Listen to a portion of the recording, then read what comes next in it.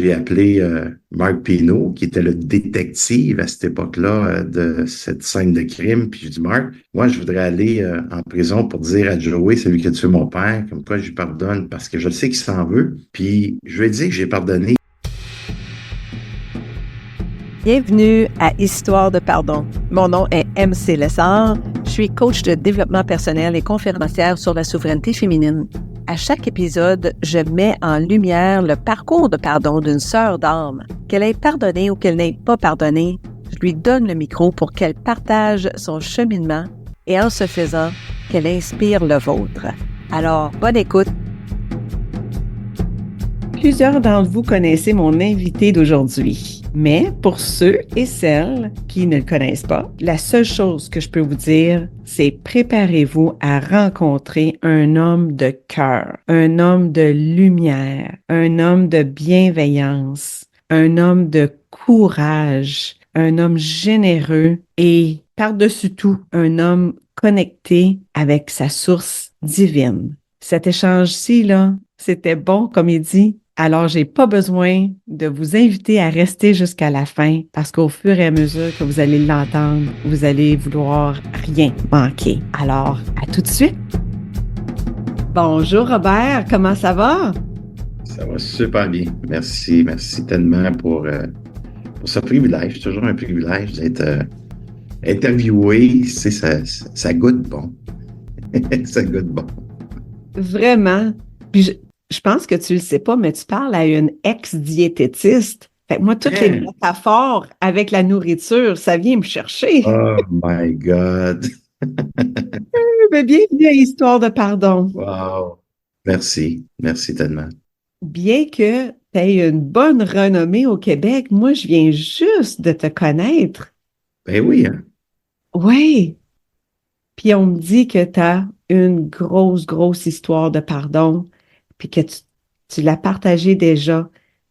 Mais je veux l'entendre ici à matin à ta façon, puis à ta version d'aujourd'hui. Ça fait que, est-ce que tu es prêt à embarquer sa vague? Je suis prêt à embarquer dans ta vague que tu me proposes. J'ai le goût de nommer tout de suite en partant. Y a-tu déjà eu quelqu'un ici qui écoute présentement qui a déjà eu le goût de tuer quelqu'un? Est-ce que tu as déjà eu le goût de tuer quelqu'un sans vouloir le tuer, mais tu sais, tellement la rage, la colère peut s'installer et dire, il me semble que lui, j'ai arraché la tête. Ça part fort.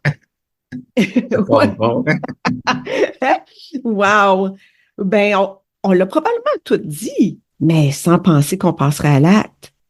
Oui, oui. Mais dans mon cas, moi, je l'ai passé à l'acte.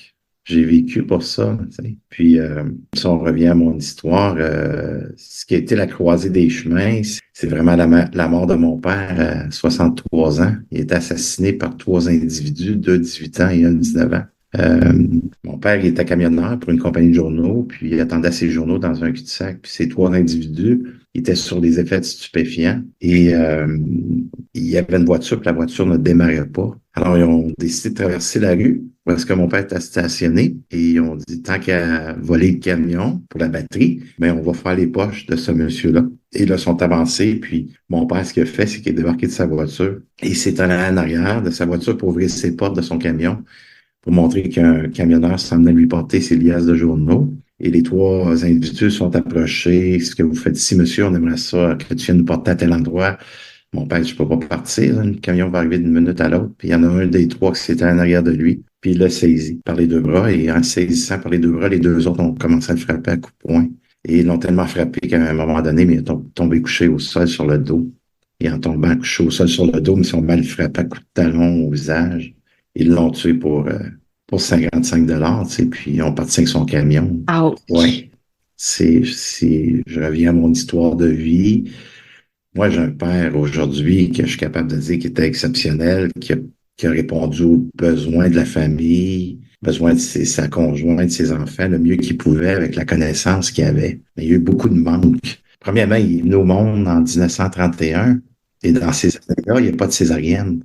Mon père Karine pesait 14 livres. Puis Marie, c'est énorme. Fait que sa mère est morte de lui. Oh Sa mère est non! morte de lui. Et Son père l'a abandonné suite à la mort de sa femme.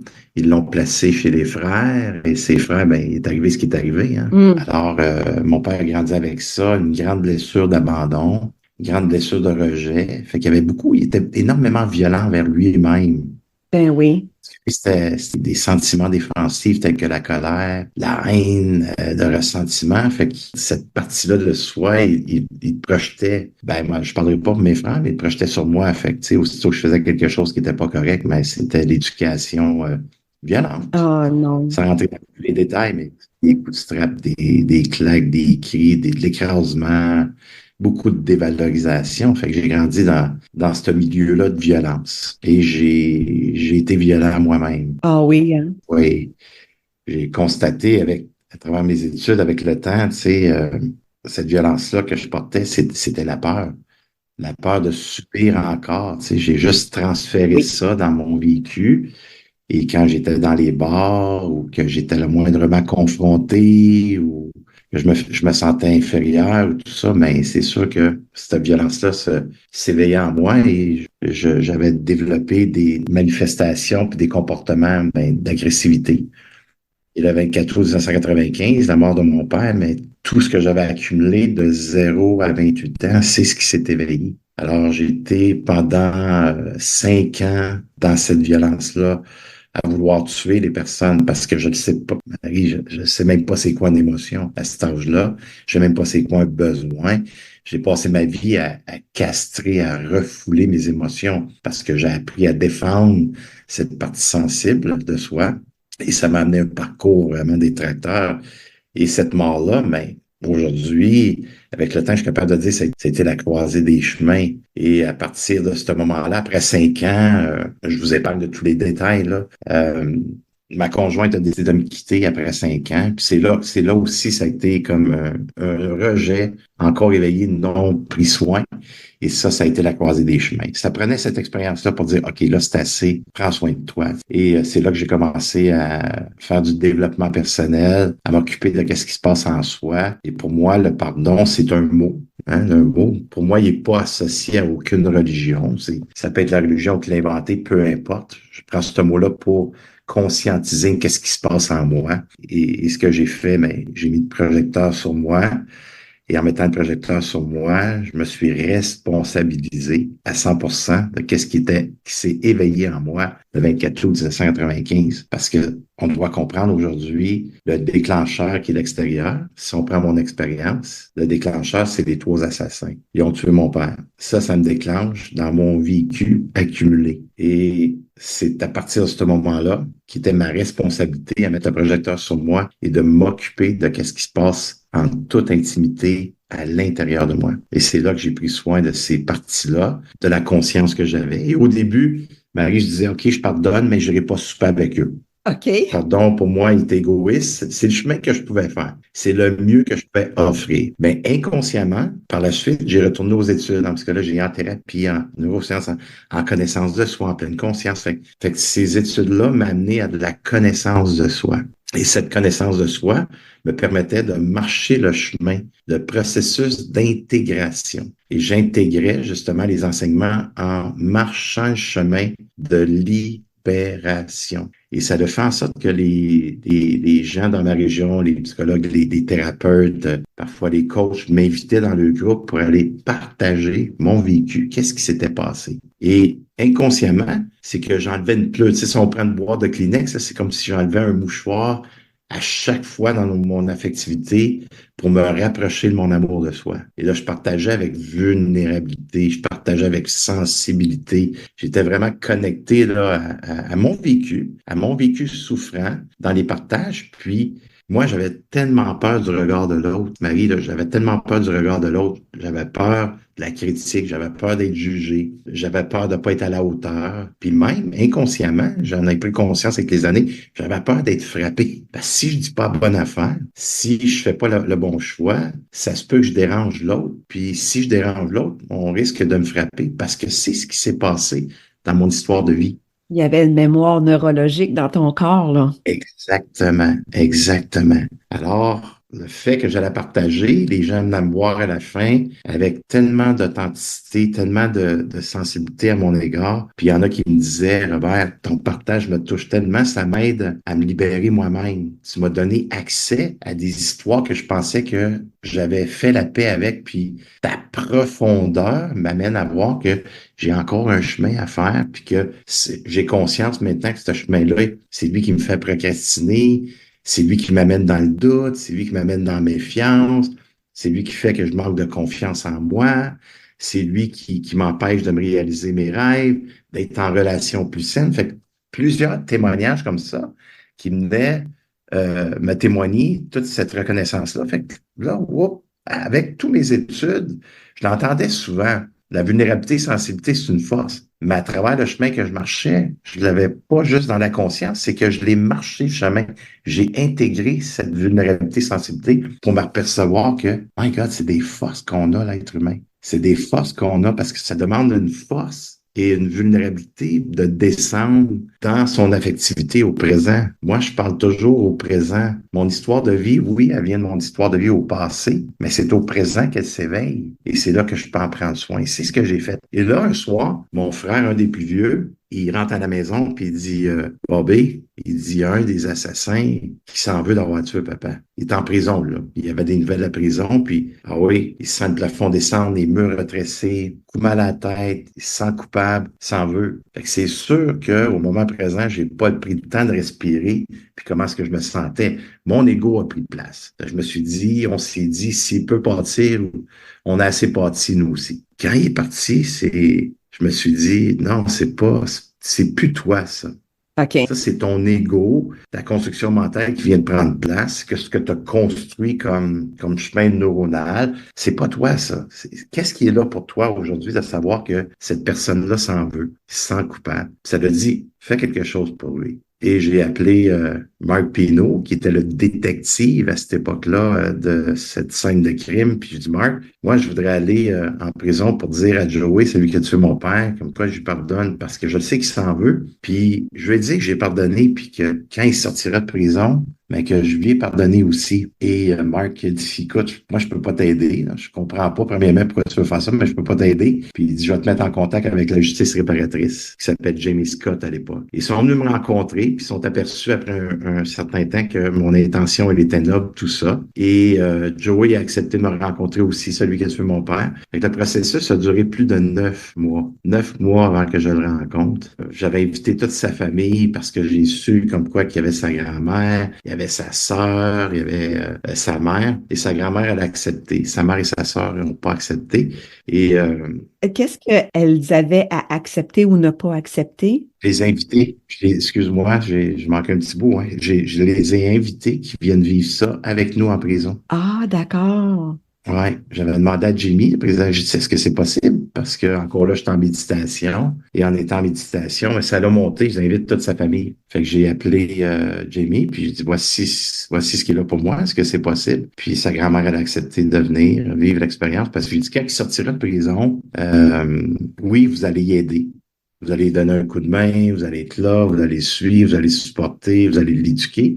Il me semble que si sa famille sont présents, puis qu'ils font le pardon tous ensemble, mais il y aura peut-être un peu plus d'harmonie. Et à ce moment-là, ben, l'aide va peut-être être plus bénéfique pour lui. Fait que c'était ça mon intention. Ça fait que ton intention était autant pour te libérer toi que de libérer lui, peut-être, ou en tout cas, ça lui appartenait, mais tu savais que ça allait avoir une espèce d'onde Ben, positive. c'est une bonne chose que tu dises ça, Marie, parce que moi, la paix était là. Moi, j'étais vraiment en paix. Je n'allais pas en prison pour voir où est-ce que j'étais rendu. OK. Moi, j'étais libéré. Moi, c'était pour aller lui offrir qu'il se pardonne. Fait que c'est différent. Oui, c'est sûr que je suis humain. Je me suis posé la question, là. T'as une minute, Robert, là. Tu sais, tu rencontres l'assassin que tu es ton père, es-tu vraiment en paix? Tu l'as vu sur des photos, tu as fait des ateliers, tu as fait le chemin à l'intérieur de toi, tu été responsable, tu étais sensible à toi, tu sais, tout ça, ce chemin-là est fait. Mais peut-être quand tu vas le voir, peut-être qu'il y aura d'autres émotions, ressentiments ou quoi que ce soit. Puis, mais par contre, je partais de lui offrir le pardon que j'avais fait et qu'il se pardonne lui-même aussi. Une deuxième vie, regarde, tu as une deuxième vie, profite-en, là, en sortant d'ici. Tu as une chance de vivre une deuxième vie plus saine, plus en paix. C'était ça mon intention. Et quand je suis arrivé en prison, encore là, je épargne de tous les détails là, pour comprendre que le pardon, c'est un geste égoïste, c'est un geste pour soi. Le mot est dur.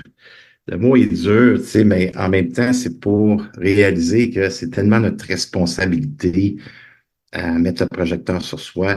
Tu sais, puis je suis convaincu qu'il y a des gens qui sont là, puis probablement qui disent hey, jamais je me ferai ça, jamais je. Si vous saviez ces phrases-là, ma famille, moi, malgré toute la souffrance qu'on a vécue, on était unis. On s'aimait juste pas de la bonne façon parce qu'on ne le savait pas, mais on s'aimait, là.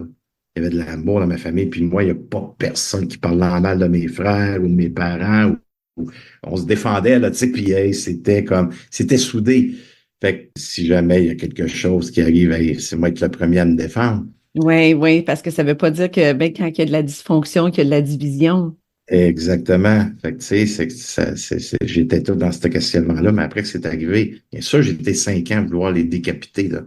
Oh, je comprends. J'ai voulu les décapiter. Je me faisais des scénarios, Marie, pour les tuer, là. Vraiment pour les faire souffrir, là. Puis en dernier, je les tuais même plus parce que ça a été leur rendre service. Fait que je voulais les faire mourir un petit peu. Fait que, tu sais, la question qui serait à se poser dans le ici maintenant, puis tu sais, chacun de nous, on n'a pas à se comparer aujourd'hui suite à cette rencontre-là qu'on a ensemble. Si on est là parce que selon moi, on l'a créé, mettons le projecteur sur soi, chacun son vécu. On n'a pas à se comparer. Et le temps que j'étais dans ce discours détracteur, c'est à qui je fais du mal? C'est à moi. Puis jamais, jamais, jamais on doit accepter ce qu'ils nous ont fait d'une certaine façon. Tu sais, quand je dis accepter, jamais, excusez-moi, je vais recommencer. Jamais je vais approuver ce qu'ils ont fait. Jamais je vais approuver quand j'accompagne les gens à mes retraites Atelier Phoenix, jamais je vais approuver les abus que certaines personnes vivent. Jamais je vais approuver que tu t'es fait trahir suite à une relation. Jamais je vais approuver que tu as vécu de la violence. Jamais je vais... Tu sais, tout ça, là, j'approuverai pas ça. Par contre, ma responsabilité à moi, notre responsabilité à nous, selon moi, c'est de vraiment mettre le projecteur sur soi. Quand je dis mettre le projecteur sur soi, c'est de regarder à l'intérieur de soi qu'est-ce que je vis suite à cette expérience. C'est là qu'on a du pouvoir. C'est là qu'on peut s'occuper de qu'est-ce qui est là en nous. C'est la seule chose que je dois faire, c'est de m'occuper de ma relation pour revenir en paix, pour revenir à l'état zéro le plus zen possible, pour que mes pensées deviennent plus claires, plus précises, pour que je puisse vivre l'instant présent avec l'harmonie et savourer chaque seconde que je respire. C'est ça ma responsabilité en tant qu'être humain. Mais on n'approuve pas ce qu'ils ont fait. Non, exactement. Puis, je suis contente que tu le mentionnes parce que c'est ça, l'acceptation n'est pas l'approbation. C'est ça. Même si tu voudrais te venger, même si tu voudrais le nier, le geste a été posé, c'est fait. Alors maintenant, à partir de là, c'est quoi l'invitation de la vie? Puis toi, bien, ton invitation, tu l'as perçue comme une responsabilisation, comme une invitation à la libération. C'est ce qui est arrivé. Ouais, Ça n'aurait pas pu arriver autrement. C'est ouais. qu'est-ce que j'en fais. Mhm. Et ça l'a amené à cette rencontre-là qui était une rencontre de 4 heures. Écoutez, euh, on- je lui ai dit comment est-ce que je m'étais senti, ce que ça l'avait fait, ça a détruit ma famille, le plus possible en étant responsable, sans le faire sentir coupable. C'était pas ça mon intention. Mais par contre, je voulais qu'il soit conscient du mal qu'il avait fait. Puis, c'est certain qu'il y a eu énormément de pleurs, mais j'étais en paix. Quand je l'ai vu, j'étais en paix. Et après 4 heures, à la fin, il s'est levé debout, je me suis levé debout et je l'ai pris dans mes bras, là. Et il a tué mon père, là. Il a tué mon père. J'ai voulu le décapiter en morceaux. J'étais tellement dans la haine, ça l'a détruit ma famille. Ça l'a tué mon père, celui qui m'a donné la vie. Peu importe comment ce qui était mon père m'aurait donné son cœur pour que je vive. il a détruit, mon père, c'était le noyau de la famille, ça l'a détruit justement nos rencontres, ainsi de suite. Il y a deux de mes frères qui sont décédés suite à ce meurtre-là, parce qu'eux, ils n'ont pas été capables de prendre soin de eux. Fait qu'ils ont glissé dans la fuite de toutes sortes de choses et ça les a amenés à la mort. Alors, cette expérience-là a amené à tout ça. Mais c'était à moi de décider ce que je voulais en faire. Et quand je l'ai dans mes bras, là, Maggie, là, il est après se pardonner dans mes bras. I'm sorry, Robert, I'm sorry. Tu sais, je voulais pas le tuer, ton père. Si je pourrais donner la vie, ma vie à ton père, aujourd'hui, c'est ce que je ferais. Je remplacerais ma vie pour que lui puisse vivre. Fait il y avait le souci de se libérer, il y avait le souci de prendre soin de lui. Il voulait faire la paix avec ça. Ce qui est arrivé, il n'aurait pas pu arriver autrement. Alors, cette personne-là, selon moi, est-ce que le mot est juste? Il avait le droit au pardon parce qu'il était prêt à prendre soin de lui, parce qu'il s'avouait dans son tort, dans cette direction-là, de se libérer pour ne plus vivre cette haine-là envers lui, cette colère, cette honte, cette culpabilité, cette humiliation, nommez-les, hein, cette injustice tu sais, qu'il a fait. Et il est dans mes bras. Et tu sais, quand je l'ai dans mes bras, je me dis, oh my God, c'est pas celui que j'ai construit de zéro. J'avais 32 ans à l'époque. 32, je m'en allais sur 33. J'ai dit, c'est pas lui que j'ai construit qui est ici, là. C'est celui que j'ai déconstruit. C'est le chemin que je n'avais pas marché à l'intérieur de moi pour me libérer de cette énergie que j'avais accumulée, ces émotions refoulées. Fait que c'est le chemin que j'ai marché pour libérer ces charges émotionnelles. Puis qu'est-ce qui se passe à ce moment-là? Pour ceux qui sont visuels, c'est comme si, mettons, que tu arrivais à la croisée des chemins, là, puis tu arrives au bout là, de ton affectivité, tu arrives au bout là, de ton confort. Ok? Quand tu es au bout de ton confort, puis que tu vas faire une action dans l'amour de soi, ça veut dire que tu dois faire un pas à l'extérieur de ton confort. Et en faisant un pas à l'extérieur de ton confort, c'est que cet inconfort-là que ça peut éveiller, c'est que je n'ai jamais fait ce pas-là encore ou presque jamais. Alors, ça va éveiller en soi une énergie qui a besoin d'être transcendée, Oui, qui a besoin d'être libérée. tout à fait. Comme si j'ai un mur de Berlin, je passe à l'action dans l'amour de soi pour me faire du bien, je suis en mouvement, je vais être dans cette lumière-là. OK, parfait. Mais sois conscient que tu l'as jamais marché, ce chemin-là. C'est la première fois que tu vois le jour dans cette lumière-là. Alors, sois conscient que tu vas réveiller en toi une énergie qui a besoin d'être libérée. Comment tu la nommes, cette énergie-là, Robert? Elle n'est pas positive, elle n'est pas négative. Pour moi, une émotion, c'est de l'énergie en motion. Alors, quand je fais un pas en dehors de mon confort, qui est un pas d'amour de soi, ou une action à réaliser mes projets, une action pour réaliser mes rêves, je veux améliorer ma relation, je veux commencer davantage à me respecter, à mettre des limites. Je donne un exemple.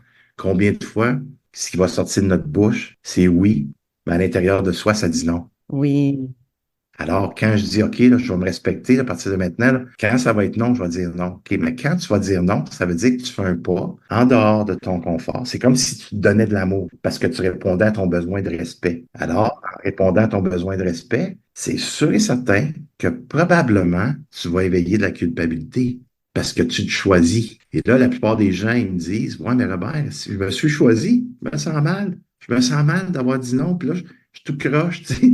Je me sens tout, c'est malaisant. oui, Oui, mais c'est là, à partir de ce moment-là, que je dois mettre le projecteur sur moi oui. et j'accueille ma culpabilité parce qu'elle est temporaire si je l'accueille et je l'accepte. Je fais ce chemin-là de recréer le canal de lumière. Pour moi, là, l'amour, elle est toujours en nous. Elle nous a jamais quittés. La confiance en soi, elle est toujours, toujours présente. Ce sont nos expériences non pris soin qui nous ont éloignés de cette lumière qui est l'amour de soi, l'abondance, et la foi qui est la confiance en soi. Alors, j'ai besoin de marcher un chemin que je n'ai pas marché jusqu'à maintenant pour me rapprocher de cet amour de soi-là. Je dois me reconstruire au présent. Je ne retourne plus dans le passé, mais au présent, je ne m'empêche plus de répondre à mes besoins. Je dois les satisfaire. Alors, je l'ai dans mes bras, là. C'est tout un chemin. C'est pas l'homme que j'ai construit en prison, c'est celui que j'ai déconstruit. Oui, pour me rapprocher de cet amour de soi-là. Est-ce que je me suis fait juger? Bien sûr. Hey, le lendemain, je passais à la radio, là, Marie, puis quand j'ai passé à la radio, C'est quoi, à cette époque-là, c'est un des postes les plus écoutés au Québec. C'est l'heure du midi, je raconte dans 10-15 minutes ce que je t'apprends à vous raconter. Puis les gens, là, il y avait deux lignes. La première ligne, c'est que les gens donnaient leurs commentaires, comment est-ce qu'ils voyaient ça. Puis la deuxième ligne, c'est que tu disais oui ou non, si t'es pour ou contre ce que j'ai fait. Et les gens, là, écoute, la première personne je me souviens comme c'était hier, là. La personne, elle a dit, c'est un malade, son pain doit tourner dans ton. Ça doit être, ah, il s'est fait laver le cerveau. Lui, c'est sûr que il lit la Bible, là, puis ça doit être un gourou, là. Ça n'a pas de sens. Fait que là, j'ai compris à ce moment-là que, my God, les gens vivent avec des histoires qui ont accumulé, puis ça crée des perceptions, sont dans la projection, ils sont créés une construction mentale qui nous limite à être dans l'amour de soi. Je suis simplement le reflet de ces gens-là Oui. pour montrer ce qu'ils n'ont pas libéré eux-mêmes. On n'a pas à se comparer dans nos histoires. Chacun son histoire, comme j'ai dit tantôt. Et la deuxième ligne, Marie, là, 83% des gens n'étaient pas en faveur. Vraiment. 83. J'aurais pensé que c'était une majorité, mais je l'aurais mis entre 60 et 70. 83%. Et moi, je vais aller plus loin parce qu'il y a 12% de gens qui avaient déjà commencé à me suivre et en faisant mes retraites Atelier Phoenix. Alors, si on enlève ces gens-là qui ont appelé pour dire, moi, je suis pour ça, mon pourcentage est beaucoup plus près que 93 à 95% des gens ne sont pas en faveur du pardon ou de la libération suite aux expériences qu'on vit. Les AA nous le prouvent. Il y a une moyenne de 5 à 7% des gens vont poursuivre leur chemin de libération pour arrêter l'alcool, la Oui, toxicomanie, les personnes en perte de poids. Tu le sais, oui, c'est ton métier. oui, c'est ça, mon ancien 5 à métier. 7% des gens qui vont. Fait que la moyenne est pas mal juste. Ça démontre que les gens ne savent pas la majorité. Je parle pas de tout le monde, là. Je sais ici qu'il y a des gens Oui, qui sont dans cette conscience-là. Je dois marcher le chemin à l'intérieur de moi que je n'ai pas marché. Puis ça demande de l'accueil et de l'acceptation en étant vulnérable et sensible à soi. Parce que quand mes expériences souffrantes sont arrivées dans mon histoire de vie, je n'ai pas été accompagné. Mon besoin d'exister, là, il était insatisfait. Mon besoin de donner de l'importance à mon énergie il était insatisfait. Mon besoin d'écoute de soi, à cette époque-là, quand c'est arrivé, je n'avais pas cette écoute-là, je savais pas comment m'écouter. Je n'ai pas été entendu aux expériences que j'ai vécues.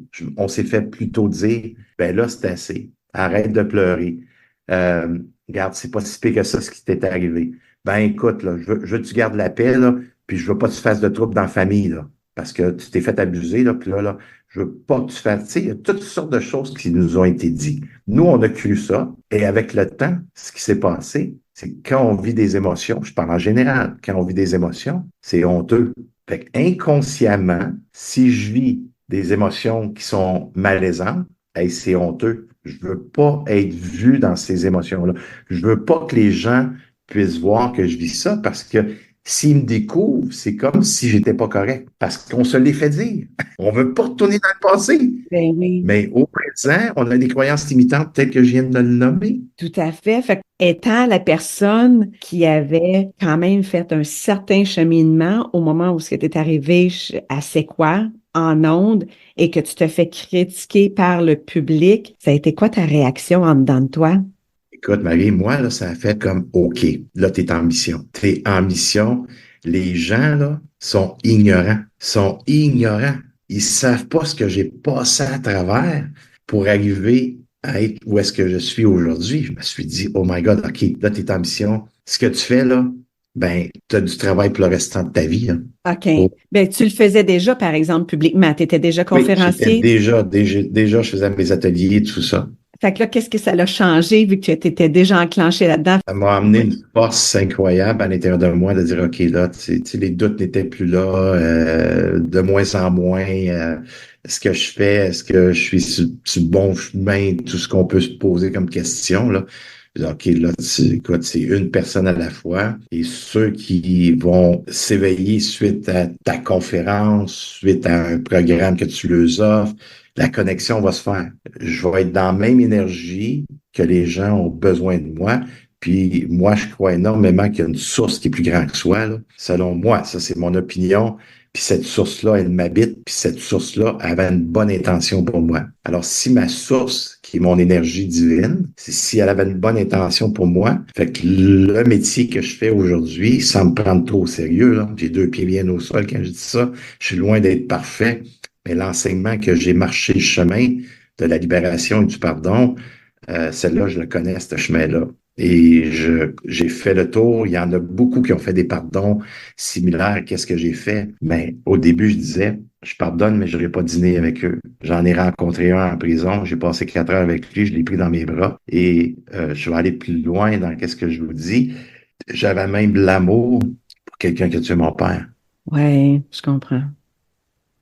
Ça, c'est se rapprocher de son amour de soi. Oui, Mais ça a pris un long parcours pour me rendre là. oui. Et en terminant cette histoire-là, là, c'est qu'un des 3 assassins, je l'ai accompagné à venir vivre ma retraite à Téléphénix parce qu'il se sentait coupable aussi, tout ça. Puis on s'est rencontrés en dehors. Puis lui, ben, pour prendre conscience qu'il voulait s'aider. Ça, c'est un deuxième des trois? Oui, il y en a un, je ne le rencontrerai jamais OK. parce qu'il veut pas, parce OK. qu'il est en prison d'Alaska aujourd'hui.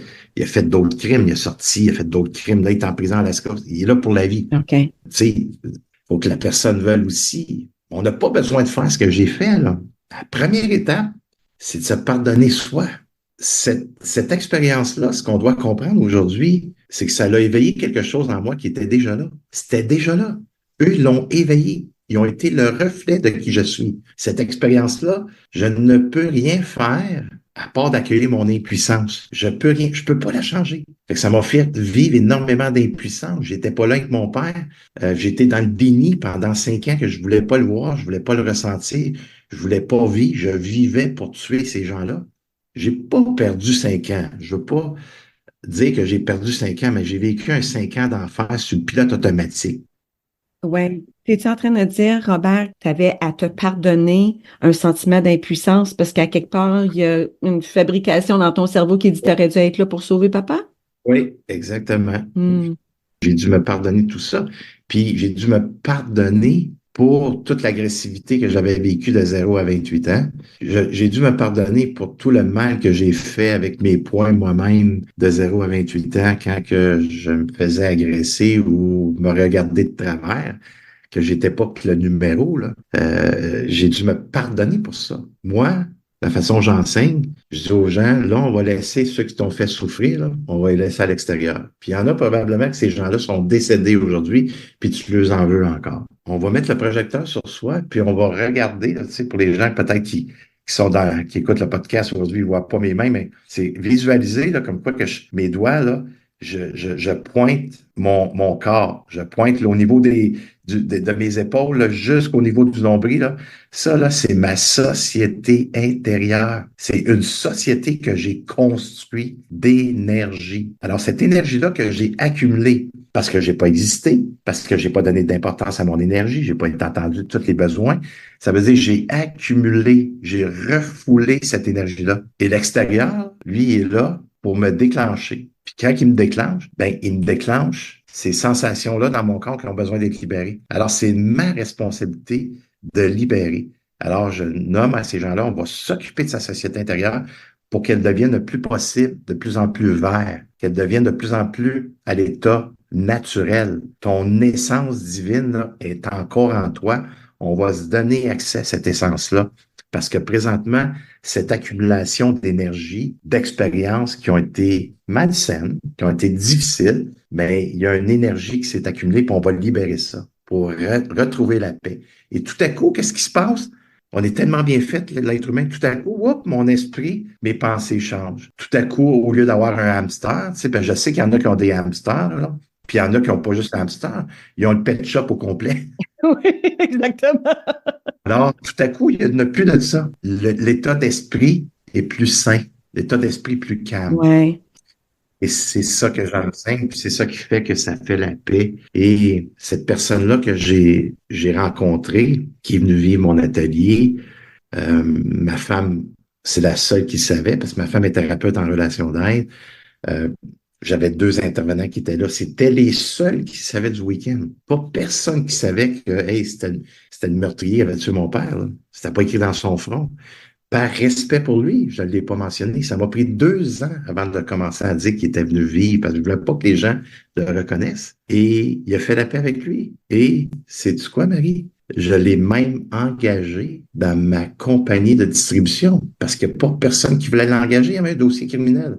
Il était prêt d'avoir d'emploi. C'est ton employé encore aujourd'hui? Non, il était quelques années. Ça l'a replacé. Ça l'a amené à avoir confiance en lui, à se trouver un emploi plus élevé c'était des routes de journaux. Mais il faisait quelques parcours.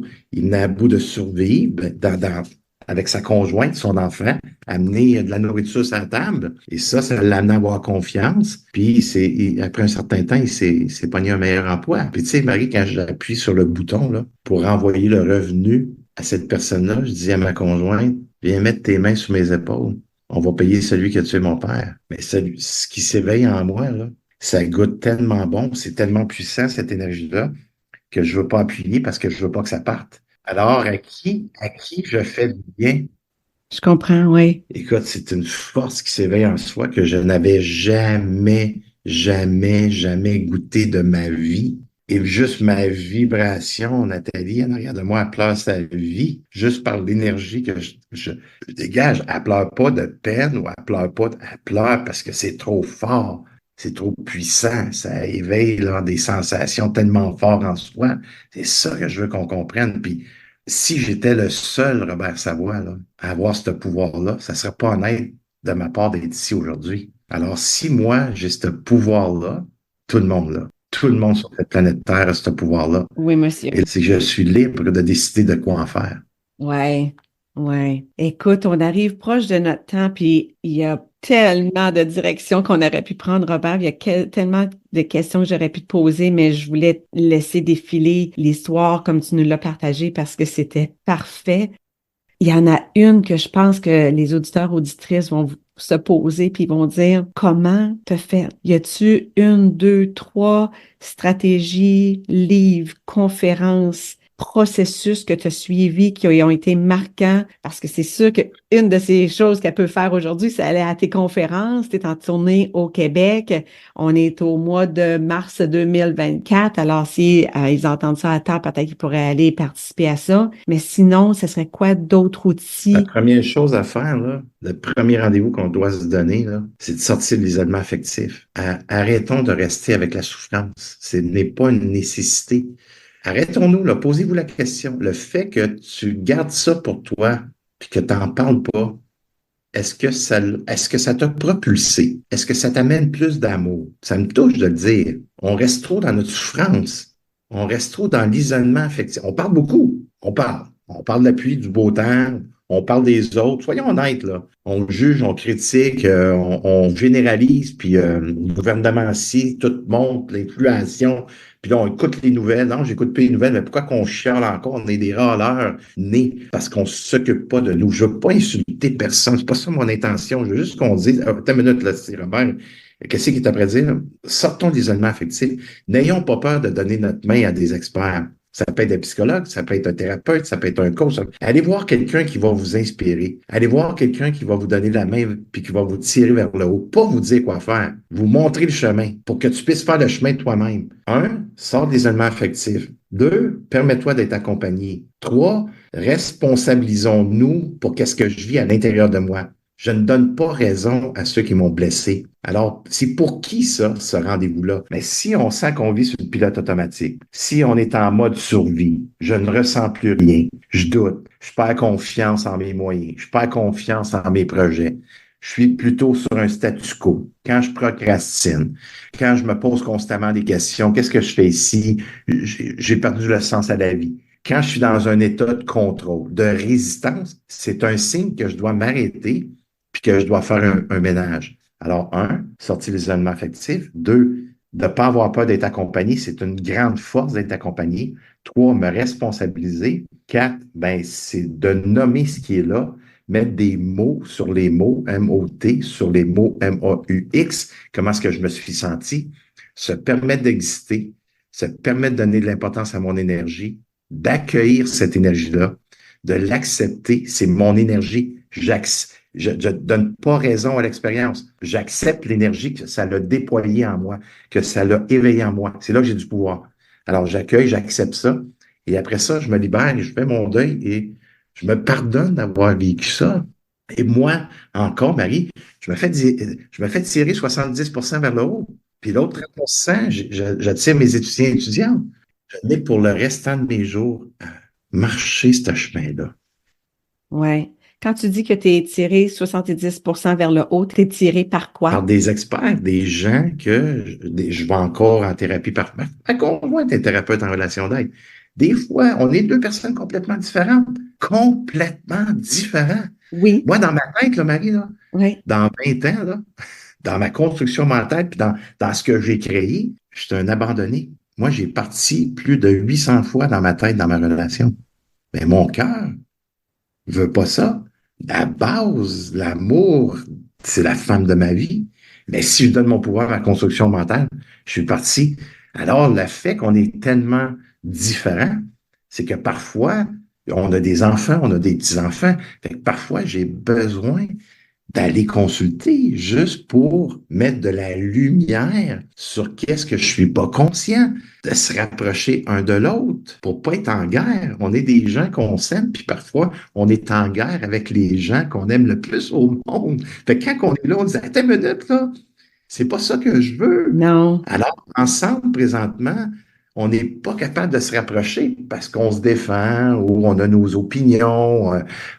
Fait que là, on va aller Ouais. consulter pour se rapprocher. C'est une force. Fait que c'est ça qui fait que je me fais tirer 70% en affaires. Ben, j'ai des mentors qui sont là pour m'éduquer à comment m'améliorer, à devenir un meilleur entrepreneur, un meilleur enseignant. Fait que tout ça, là, c'est juste pour améliorer l'homme que je suis, pour aider davantage Ouais. les magnifiques personnes qui décident de croiser mon chemin puis qui veulent que je leur donne la main. Puis je pense que aujourd'hui, c'est exactement ce que tu as fait.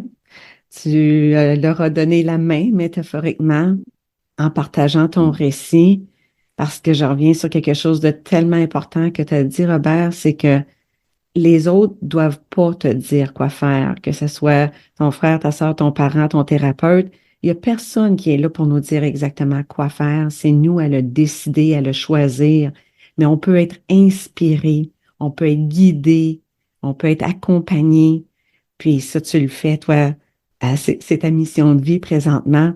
Puis je te suis vraiment reconnaissante que tu aies pris ce temps précieux ce matin pour être là, pour inspirer les gens qui vont nous écouter parce que je suis certaine qu'il y a personne qui va écouter ton récit puis qui va être laissé indifférent et sans piste de réflexion. Alors, merci pour la lumière que tu apportes. Merci Marie. Tu es tellement une belle personne toi aussi. Tu sais, c'est la première fois qu'on se voit, puis je vois toute la lumière dans tes yeux. Ça veut dire que ces lumières-là viennent de ton cœur. Tu sais. Fait que merci. Qu'est-ce que tu fais? Ça fait plaisir. On se dit à la À la prochaine. prochaine. Wow! Que dire après un épisode aussi riche, aussi profond, aussi touchant? Robert a dit plusieurs fois qu'il faut qu'on se connaisse, qu'on investisse en nous, qu'on s'accueille. Bien, si aujourd'hui, vous, en écoutant cet épisode, vous dites, ben voyons donc, je serais jamais capable de pardonner comme ça, puis j'ai même pas le goût, ben accueillez-vous là-dedans. Évitez de tomber dans le jugement, dans la critique, dans la honte, dans le je devrais ou il faudrait. Il n'y a rien de tout ça. Vous avez le choix. Puis le choix pour vous, à n'importe quel moment, incluant ce moment-ci, c'est toujours de vous accueillir, de vous respecter, de ne pas vous faire violence, plus que la violence qui vous a déjà été faite. Parce que bien qu'on sait que le pardon est libérateur, clairement, l'affaire qu'il y a, c'est qu'il y a un chemin pour se rendre là. Puis le chemin pour se rendre peut pas être un chemin de violence. La violence émotionnelle, c'est de se critiquer, de ne pas accepter où on est. Alors, où êtes-vous aujourd'hui? Accueillez-vous exactement là. Et si c'est dans le non-pardon ou dans le pré-pardon, c'est là. Ça prend du courage pour s'accueillir. Moi, j'y travaille encore à chaque jour pour différentes raisons, différents contextes. M'accueillir où est-ce que je suis. Parfois, j'ai de la difficulté à le faire, mais c'est ça ma mission. C'est ça mon contrat. Ça fait partie de mon évolution. Et puis, je vous invite à faire la vôtre. Peu importe si ça vous fait zigzaguer à gauche, à droite, en haut, en bas, des pas d'avant, des pas par en arrière. Suivez votre chemin à vous avec autant de bienveillance que possible. Puis si parfois la bienveillance passe par la rancune, la rancœur, la vengeance, la haine, bien regardez, c'est ça qui a fait que Robert est rendu où est-ce que Robert est rendu. Il a passé par la haine, même par le désir de décapiter les meurtriers de son père. Mais il l'a pas fait. Mais il était là. Après ça, il a pris un autre pas, puis un autre pas. Puis aujourd'hui, c'est un être qui ne fait que répandre de la lumière et de l'amour. Il a vraiment trouvé sa voie. Je pouvais pas m'empêcher. Hein? Robert Savoie. V-O-I-X et V-O-I-E. Et il ouvre le chemin pour la nôtre. Alors, qui va prendre son invitation, mon invitation, notre invitation de suivre votre voie et de trouver votre voie. Là-dessus, je vous dis encore une fois merci de nous écouter. Si ce n'est pas déjà fait, donnez-nous un petit pouce en l'air, un petit commentaire, partagez avec vos amis. Je vous apprécie énormément et je vous dis à la prochaine. Ciao, ciao!